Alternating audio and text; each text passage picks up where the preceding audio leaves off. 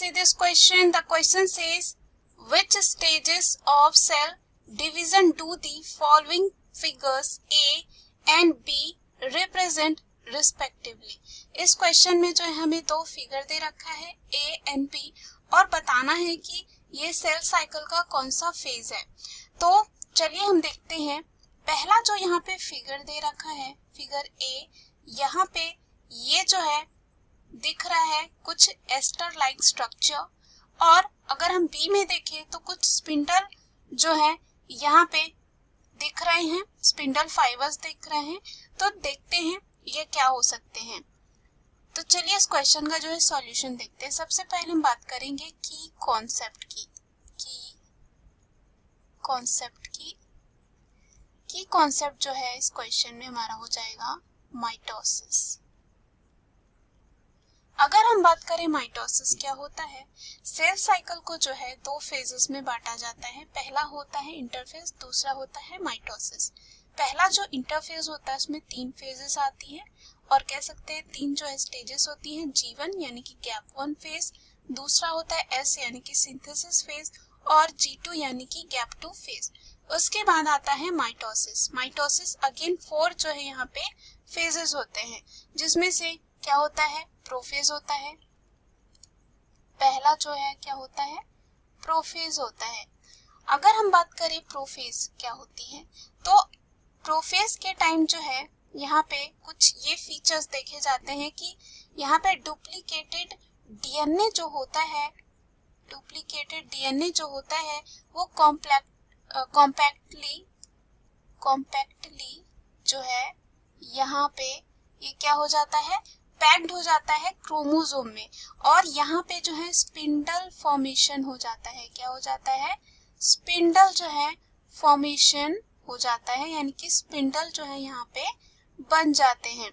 उसके बाद यहाँ पे अगर हम फिगर बी में देखें तो स्पिंडल जो है आपको दिख रहा होगा, ये जो है स्पिंडल है। क्या है ये स्पिंडल है, और प्रोफेज में ही जो है क्या होता है स्पिंडल फॉर्मेशन होता है। यानी कि जो फिगर बी दे रखा है वो किसके लिए है प्रोफेज के लिए है।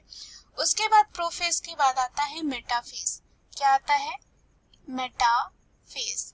तो मेटाफेज में क्या फीचर्स होते हैं, मेटाफेज में क्या होता है यहाँ पे जो न्यूक्लियर मेम्ब्रेन होती है, यानी कि न्यूक्लियस के बाहर जो मेम्ब्रेन बनी होती है वो डिसरप्ट हो जाती है, यानी कि टूट जाती है, और कंडेंस क्रोमोसोम होता है वो अलाइन हो जाता है। अलाइन यानी कि वो जो है इक्वेटर यानी कि बीच में आ जाता है सेल के, और यहाँ पे जो है मेटाफेज प्लेट भी बनता है। क्या बनता है एक मेटाफेज जो है यहाँ पे प्लेट बनता है, और हमने देखा क्रोमोसोम क्या हो जाते हैं यहाँ पे अलाइन हो जाते हैं, यानी कि बीच में आ जाते हैं।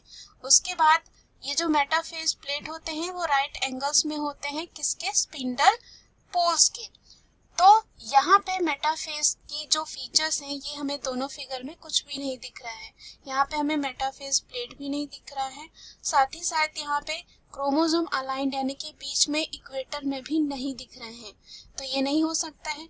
उसके बाद आता है एनाफेज। मेटाफेज के बाद आता है एनाफेज। अगर हम एनाफेज के फीचर की बात करें, एनाफेज के जो है फीचर की बात करें तो यहाँ पे क्रोमोसोम जो है क्रोमोसोम जो पेयर होती है वो क्या करते हैं मूव करने लगते हैं, और कह सकते हैं कि मूव हो जाते हैं अपोजिट पोल्स में। तो यहाँ पे अगर हम फिगर ए में देखें तो यहाँ पे जो है दिख रहे हैं कि जो क्रोमोसोम है वो अपोजिट पोल्स में जो है चले गए हैं, और ये कैसे होता है with the help of microtubules, जो कहाँ पे होता है इन द स्पिंडल एपेरेटस। और ये जो है फिगर 1 अच्छे से एक्सप्लेन कर रहा है एनाफेज स्टेज को। तो यहाँ पे फिगर ए हमारे लिए क्या हो जाएगा, यहाँ पे एनाफेज हो जाएगा। तो हम यहाँ पे कह सकते हैं कि जो क्रोमोसोम होते हैं वो कहाँ चले जाते हैं अपोजिट पोल्स में, अपोजिट पोल्स में जो है चले जाते हैं। उसके बाद आता है टीलोफेज। क्या आता है इसके बाद जो है आता है टीलोफेज। तो टीलोफेज में क्या होता है, टीलोफेज जो है माइटोसिस फेज का लास्ट स्टेज होता है। इसमें स्पिंडल फाइबर जो है लेंथन हो जाते हैं यानी कि ये और ज्यादा खींच जाते हैं और न्यूक्लियर मेम्ब्रेन जो है फिर से बन जाती है जो डिसरप्ट हो चुकी थी। उसके बाद यहाँ पे क्या होता है, न्यूक्लियर एनक्लोजिंग दी सेपरेटेड सिस्टर क्रोमेटिड्स। उसके बाद टीलोफेज के बाद आता है साइटोकाइनेसिस। साइटोकाइनेसिस में क्या होता है, साइटोप्लाज्म जो है उसका डिवीजन होता है, यानी कि यहाँ पे जो है क्या होता है, बीच से जो है डिवीजन होता है और साइटोप्लाज्म का डिवीजन होता है, फिर दो जो है सेल बन जाते हैं। तो चलिए हम ऑप्शन में देखते हैं। पहला जो हमने देखा फिगर ए जो था वो किसके लिए था, एनाफेज के लिए, और दूसरा जो था वो किसके लिए था, यहाँ पे प्रोफेज के लिए, प्रोफेज के लिए। तो ऑप्शन में हम देखते हैं पहला जो दे रखा है इसमें ए यानी कि मेटाफेज, तो ये क्या हो जाता है गलत। दूसरा है टीलोफेज, तो अगेन ये गलत हो जाता है। बी दे रखा है A telophase and B metaphase, again ये क्या हो जाता है गलत, क्योंकि ए जो है यहाँ पे एनाफेज है।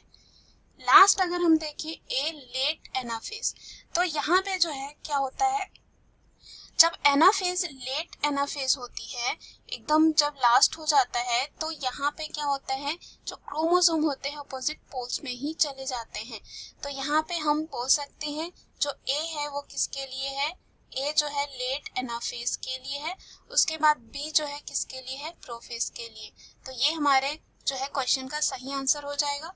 डी है प्रोफेज यहाँ पे, और दूसरा दे रखा है एनाफेज, जो जस्ट उल्टा है ऑप्शन सी के। So the right answer of this question is option C. Hope you understood it well. Best of luck.